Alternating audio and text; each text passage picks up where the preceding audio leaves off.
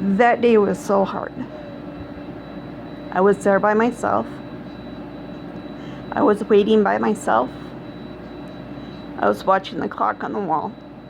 And I swear to God, it just kept clicking on that same number over and over and over again.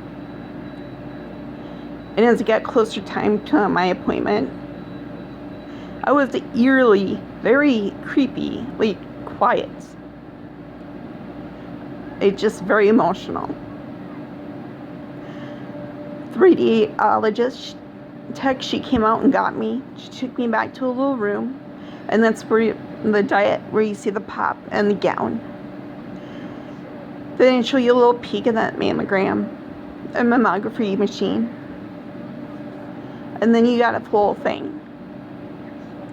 That was what was deciding my life right there.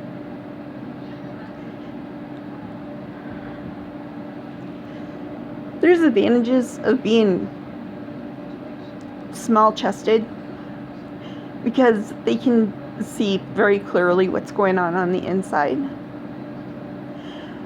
She even got even deeper than what she normally did, and thankfully she did, because that's how she found the second tumor.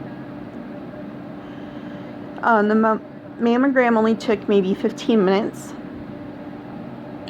and she showed me my pictures.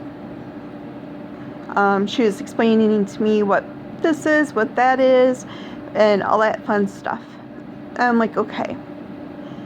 She did 2 circles on there, and I looked, and I just stared at that picture. She goes, I have to go talk to the radiologist. I'll be right back to let you know if I need to get more images or not. I said, okay. I stood there looking at those pictures. And stood and stood and stood. She comes back in. She says she has to get a couple more films. She gets done. She put her hand on my arm and told me that it was going to be okay. I would make it through. She then took me to the ultrasound room. Oh, if anyone knows me about, how I get lucky and always get the newbies, the ones that are still training. So I had a new ultrasound tech. She is finishing up on her supervision, or her orientation time. She was sitting there. She talked with me all the way through. I didn't get to see anything on ultrasound, maybe a couple of things. Just they look like circle of nothing. Think of when you're pregnant and you see the gestation, and you see the sac and the baby. Well, that's what it looked like.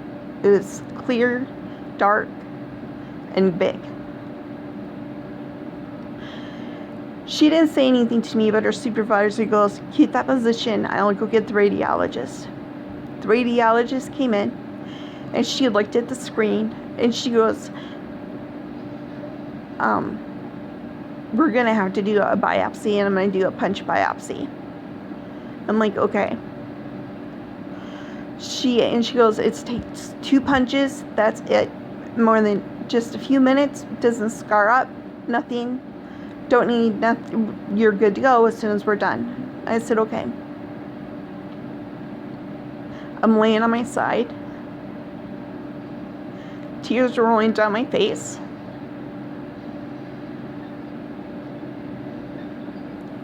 Silently.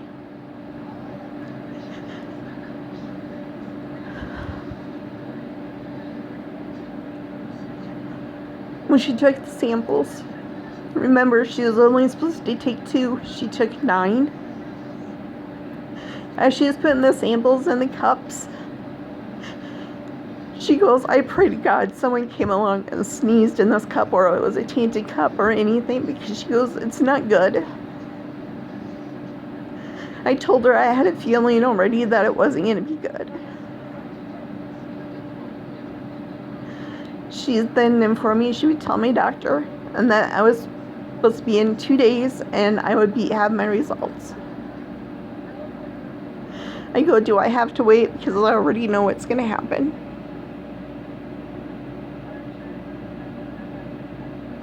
She said no. I had to wait for the 2 days because they did a rush on this. Now, the funny part is when I got this diagnosed, this is the most easiest date to remember. 6/16/16 at 2:56 p.m. I was diagnosed with aggressive stage 3 invasive ductal carcinoma breast cancer.